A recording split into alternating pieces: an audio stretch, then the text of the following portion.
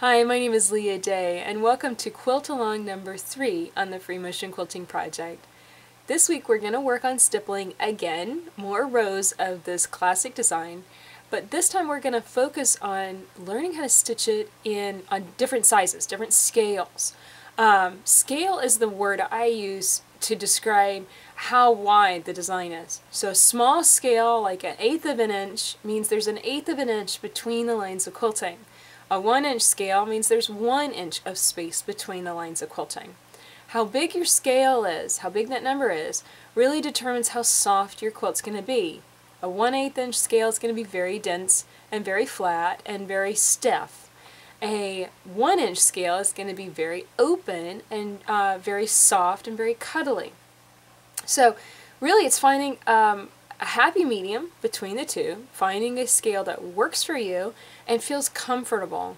Personally, I struggle to stitch at a 1-inch scale simply because it's so big, and the space with my hands, it just doesn't really fit into that space very well. So I struggle with a 1-inch scale, but I like a 1/2-inch scale a lot. And a 1/2-inch scale is really easy because you can just use the size of your finger as a guide. You know, that's about 1/2 of an inch. And so it's a visual guide right there next to your sewing machine. Whenever you're quilting on a specific scale, a big thing that a lot of beginners have trouble with is consistency. Keeping that scale going smoothly and evenly through the entire quilt, not just through one little section of it, through the whole thing. So there's some tips and tricks for doing this, and we're going to learn those in the video today. So let's get on the machine and see how that works. So let's get started stippling on a 1/2 of an inch scale.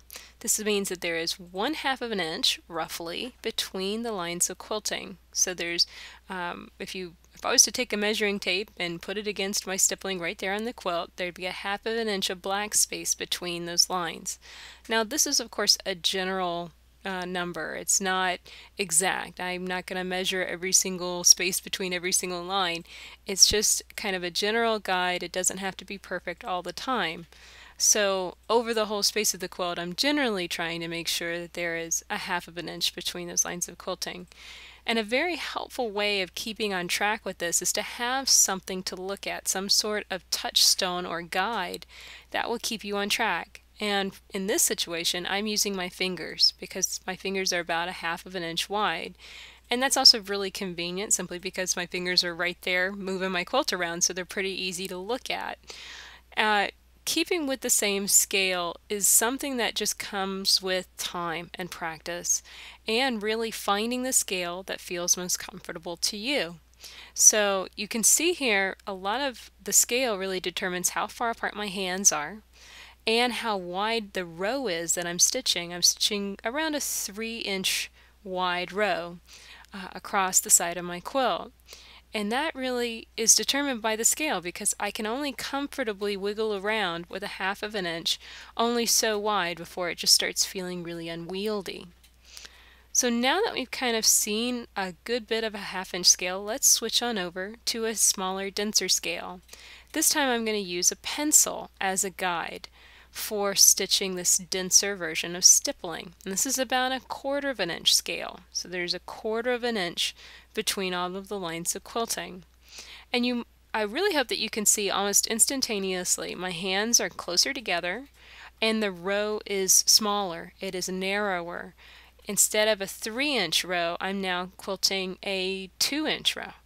So a lot of things change when you go denser on a quilt.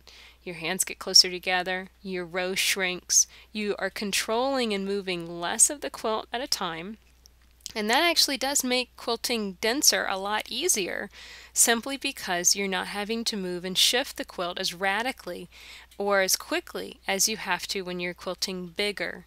So if you find yourself stitching small, chances are the reason is because your hands are probably really close to the needle and it's becoming very difficult to shift the quilt quickly enough to get it moving and have that nice big scale.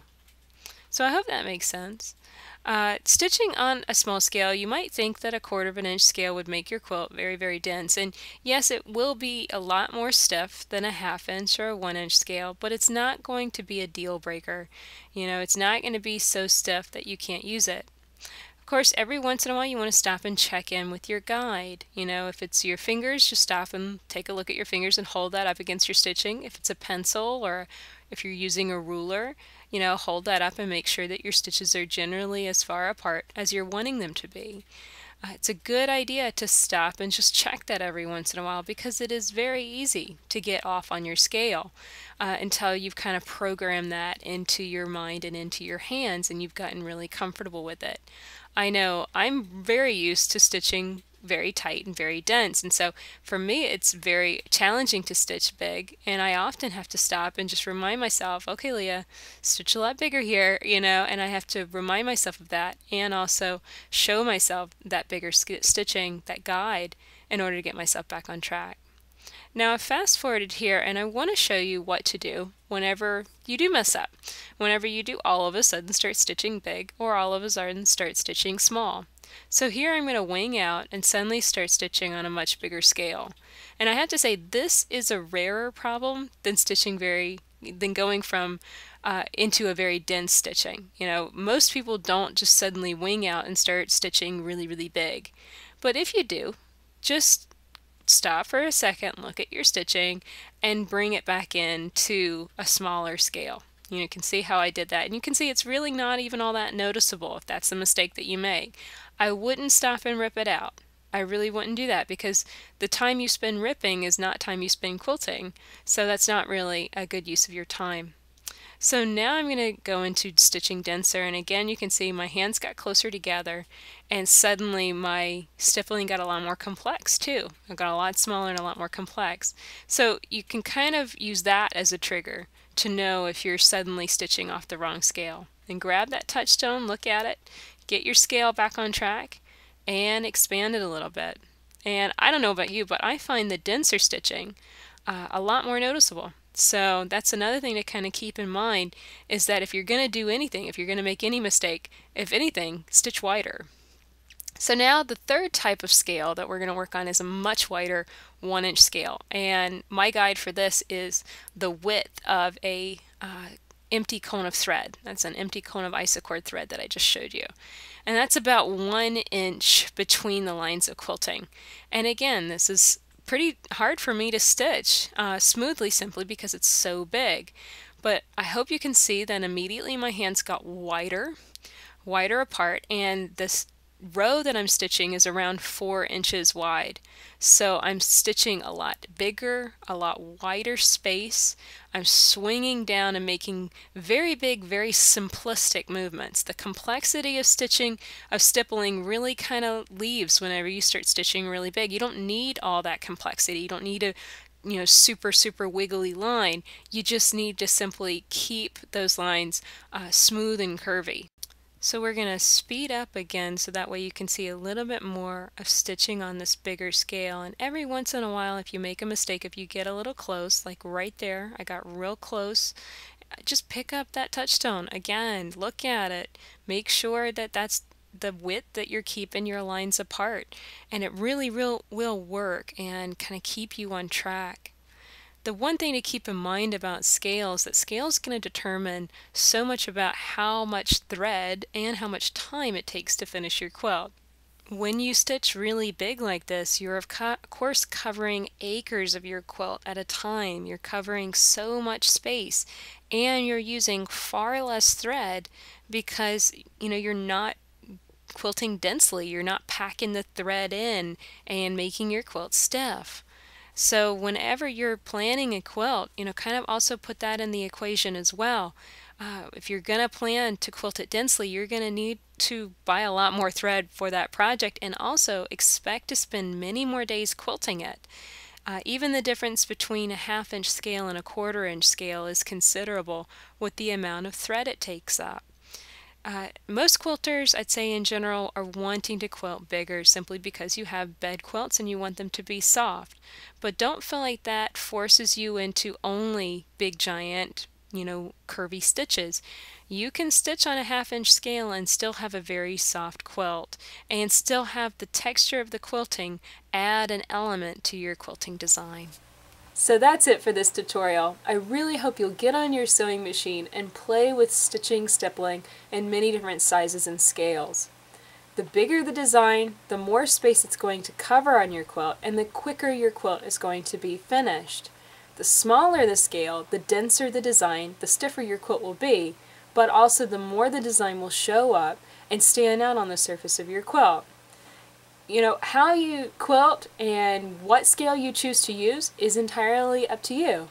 Everyone is their own artist when it comes to quilting, and how big or how small you use the designs, it really doesn't matter. There's no right way or wrong way to do this. The trick is just simply picking a scale that you want to work with and maintaining it consistently throughout your quilt. One thing I found simply shooting this video and playing with scale a little bit today, I found that if I left a space open, a little wider scale than the rest of the spaces, I found a wider area where the lines were just a little bit too far apart was actually less noticeable than an area where the lines of quilting got really dense all of a sudden. So kind of use that and think about that in your sewing machine this week. If you're going to aim for anything, leave a little extra space, because that's a little less noticeable than if you get really tight and really dense all in one cluster. So I hope you have fun playing with many different sizes of stippling this week. And if you're getting a little bored stitching the same design over and over again, don't worry. Next week we're going to be taking a break with stippling, and we're going to start the process of stitching on a real quilt.